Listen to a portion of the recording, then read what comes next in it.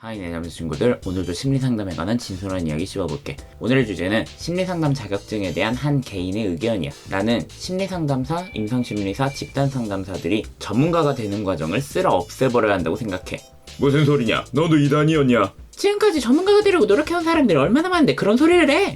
뭐 이럴만한 이야기라는 거 알아. 그러나 끝까지 들어줬으면 좋겠어. 나는 말빨러들을 추방하기 위한 시도로서 자격증 제도가 어떤 기능을 했는지 계속 봐왔어. 그리고 그 시도들은 어느 것 하나 목적을 이루지 못했어. 물론 자격증을 따고자 하는 목표를 가지고 일했던 사람들의 순수한 동기 그리고 노고를 비난하진 않아. 나도 자격증 따려고 노력 많이 했고 돈도 많이 깨졌으니까. 만약 자격증이 있고 없고로 기회주의자, 말빨러, 돌팔이, 사기꾼을 가려낼 수 있는 방법이 있다면 그런 자격증 적극 찬성이지. 하지만 그런 방법은 없어.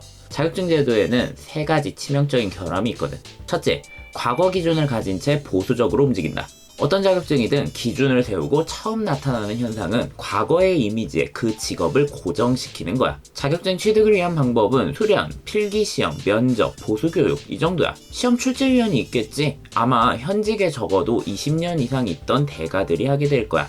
맞고 틀리고의 정답이 있는 테스트이기 때문에 출제 문제는 10년에서 20년 동안 사용된 질문들과 테스트를 사용할 게 뻔해. 결국 자격증 제도는 항상 다소 먼 과거에 뿌리 박혀 있을 것이고 그때의 용어로 그 직업을 정의 내릴 거야. 대가의 실력이 형편없다, 노력을 안 한다 이런 차원의 문제가 아니야. 아무리 훌륭한 분이더라도 빠르게 변화하는 흐름에 발맞출 시스템이 되지 못한다는 소리지. 둘째, 말빨로와 사기꾼은 자격증을 가진 사람들 사이에도 나타날 것이다.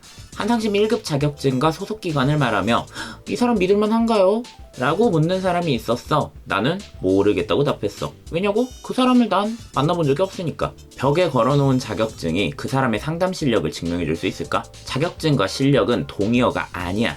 한 인간으로서 그리고 상담사로서 어떤 사람인지 자격증만으로 증명할 수 있을까? 학위와 자격증 없이도 평생 마음 수련을 한 훌륭한 상담사가 있을 수 있고 학위, 자격증 모두 완벽한데 상담 실력은 형편없는 사람도 있을 수 있어. 그런데 자격증이 신뢰의 척도가 되어버리는 순간 말빨러와 사기꾼에게 피해 입는 내담자가 더 늘어나겠지.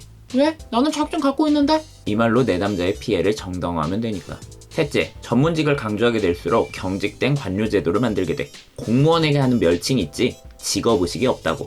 왜 이런 일이 발생할까? 공무원도 똑같이 시험 보고 교육받고 배치도 받는데 말이야. 자, 자격증을 따기 위해 어떤 사람은 사례지도 시간을 충분히 채우지 못해서 인정받지 못해. 근데 어떤 사람은 필수 조건인 시간을 채웠기 때문에 자격이 주어져. 이 과정에서 각 치료자의 치료 효과나 상담의 질 또는 그 사람이 받은 슈퍼비전의 질은 고려되지가 않아. 또 어떤 사람은 훌륭한 상담 관련 논문을 썼지만 심리학이라는 이름이 붙어있지 않은 단과, 학과를 나왔다는 이유로 자격이 없을 수도 있어. 관료체제 안에서 사람은 쌓아놓은 숫자로 판단돼. 숫자를 어떤 과정으로 쌓았는지 그 질이 어느 정도인지는 고려되지가 않아. 결국 자격증은 상담사의 질적 전문성을 퇴보시킬 뿐이야.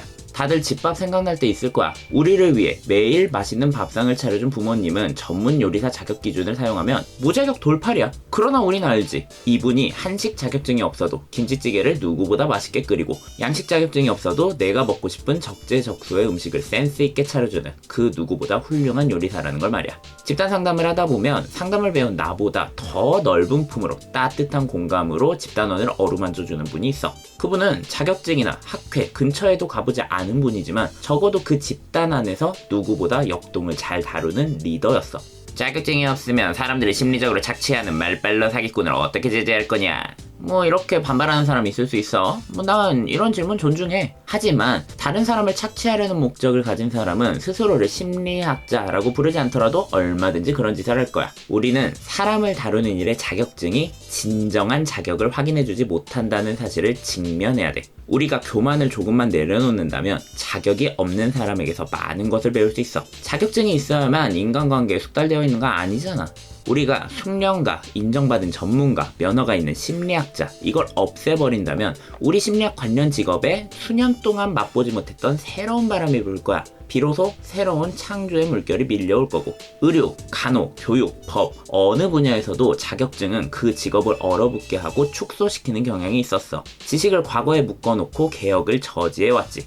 심리학자들이 학회를 만든 주요 목적은 자격이 있는 전문가들의 인증, 면허를 줘서 대중을 말빨러 사기꾼으로부터 보호하자는 거였지. 마음 문제를 다루기 위한 좋은 자원을 가지고 있는 혹은 노력하는 사람들에게 자격증을 주거나 어떤 방법으로든 조력자로서의 우월한 지위를 주게 된다면 내담자에게 돌아가는 이득이 줄어들 거야. 그들은 자신이 전문가라는 배타성 안에서 텃세를 부리게 될 거고, 차라리 지금 학회가 하고 있는 인증 규칙, 자격 요건, 면허 관련 법률, 필기 또는 구술 시험에 쏟는 모든 에너지를 심리상담사, 임상심리사, 집단상담사들을 지원하는 데 돌리는 건 어떨까? 이 사람들이 내담자를 넘어 인간의 복지를 위해 정말 헌신하는 데에 날개를 달아줄 수 있도록. 그럼에도 불구하고 생기는 비효과적이거나 비윤리적인 상담 행위에 대해서는 내담자 보호원, 소비자 보호원에 해당하는 기관을 세움으로써 단속하고, 윤리적 문제가 명백할 시 그 이름을 대중에게 알려서 소비자 역시 위험을 알 수 있도록 하자고. 우리가 모든 사람들의 문제를 계속해서 잘 도와줄 수 있다는 것이 확실해진다면 자격증이나 학회의 복잡한 일련의 절차 필요하지 않아.